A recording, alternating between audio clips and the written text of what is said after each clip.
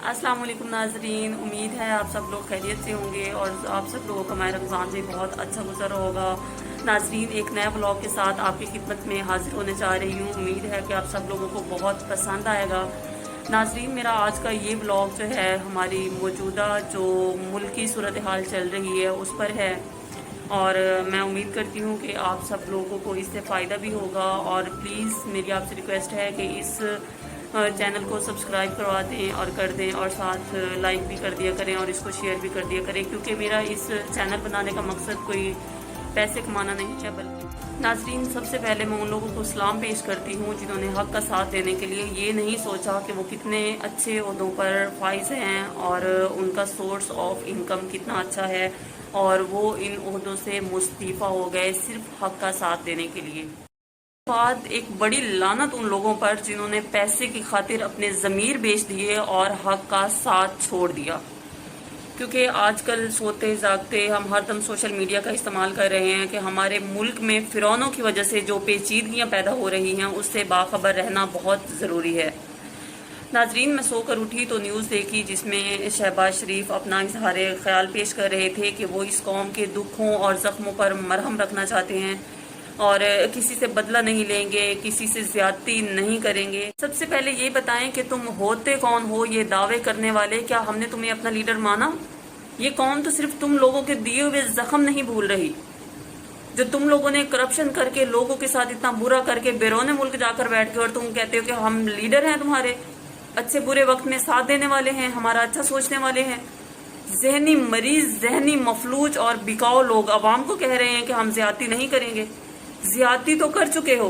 इस मुल्क का होकर दूसरे मुल्क की असीरी कबूल करके हमारे बेहतरीन लीडर को मुश्किलों में डालकर और उनके खिलाफ साजिशें करके तुम अपनी ज्यादतियां अपने हमारे सामने पेश कर चुके हो।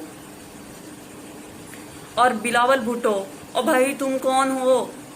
तुम कौन हो? तुम इमरान खान से कह रहे थे कि तुम भुट्टो नहीं बन सकते। पहले तुम ये बताओ कि तुमको भुट्टो खानदान की थोड़ी सी भी हवा लगी है? तुम भुट्टो खानदान के ही बेटे हो, उनकी ही औलाद हो, उनके खानदान में से हो? नहीं भाई, तुम्हें तो उनकी उस खानदान की हवा ने भी नहीं छुआ। अपना करदार देखा है तुमने? तुम सिर्फ एक जरदारी के बेटे हो, जरदारी के एक कातिल के बेटे हो, जिसने इस इक्तदार के लिए अपनी बीवी का कत्ल कर दिया, हमारी बेहतरीन लीडर का कत्ल कर दिया, और अब तुम लोग वही कत्ल पे कत्ल करने जा रहे हो। एक बेहतरीन लीडर का खात्मा चाहते हो क्योंकि तुम लोग अपनी हुकूमत, अपनी धौंस बनवाना चाहते हो इस मुल्क में, लेकिन अवाम बेवकूफ़ नहीं है। यहाँ पर मैं आप लोगों को एक छोटा सा वाकया सुनाना चाहती हूँ। 4 अप्रैल 1947 को भुट्टो साहब को फांसी के बाद घड़ी खुदाबख्श में दफन कर दिया गया। जब उनकी कब्र से पैरा ख़त्म हुआ तो पाकिस्तान पीपल्स पार्टी के कायदीन फातह खाने के लिए गए। उनमें भुट्टो साहब के वकील याहिया बख्तियार भी मौजूद थे। जब गांव पहुंचे तो लोगों ने उन्हें घेर लिया और उनसे पूछा कि आप तो हमारे लीडर के सबसे ज़्यादा करीब थे, तो आप बताएं कि आखिरी वक्त में क्या उन्होंने कुछ कहा या कोई पैगाम दिया? तो ये सुनकर याहिया खान जो थे उनकी आंखों में आंसू आ गए और कहा कि भुट्टो साहब ने मुझे उनकी आखिरी मुलाकात में ये कहा कि बुज़दिल कौमों के बहादुर लीडरों का यही अंजाम होता है, यही अंजाम होता है बुज़दिल कौम के बहादुर लीडरों का, जो अब तुम लोग इमरान खान का करने जा रहे थे। और ये शुक्र है खुदावंद का कि अल्लाह ताला ने उनको बचा लिया है, वरना पता नहीं तुम लोग क्या करते उनके साथ। और तुम ये कह रहे हो कि तुम भुट्टो खानदान से हो, तुम भुट्टो खानदान पे फख्र महसूस कर रहे हो। तुम जरदारी खानदान से हो, ना कि भुट्टो खानदान से। अगर भुट्टो खानदान का खून तुम में होता ना तो आज तुम इतनी बगावत ना करते अपने मुल्क के साथ, अपने बेहतरीन लीडरों के साथ। इन चोरों, लुटेरों और डाकुओं के साथ मिलकर आज तुम ये तहरीक ना चला रहे हो। कहा तुमने कि तुम नए पाकिस्तान से निकाल कर तुम हमें पुराने पाकिस्तान की तल्ख तारीख में वापस जाने की मुबारक दे रहे हो। अल्लाह ना करे हम लोग उस पुराने पाकिस्तान में वापस जाएं जहां पर हमारा लीडर चोर था, जो कौम को उस मुश्किल वक्त में छोड़कर बैरून मुल्क जाकर बैठ गया था। उसको परवाह ही नहीं थी कि कौम पीछे मर रही है, क्या कर रही है। उसको सिर्फ यहाँ से करप्शन की भाग गया, वहां पर अपने ऐशो इशरत सारा कुछ वहां साथ ले गया और वहां पे ऐश की जिंदगी गुजार रहा है। और जब हमें एक बेहतरीन لیڈر خدا نے عطا کیا ایک نعمت کے طور پر، تو تم لوگ اس کے پیچھے پڑ گئے اقتدار کی خاطر. یہ صرف کرسی کی خاطر تم لوگ کر رہے ہو، پھر سے لوٹنے کے لیے کہ عمران خان نے 3 سالوں میں جو کچھ جمع کیا اس کو پھر سے مال غنیمت سمجھ کر تم لوگ لوٹ کر چلے جاؤ پھر. اور تم لوگ کہتے ہو کہ تم بہترین لیڈر ہو اور وہ ایک خراب انسان ہے.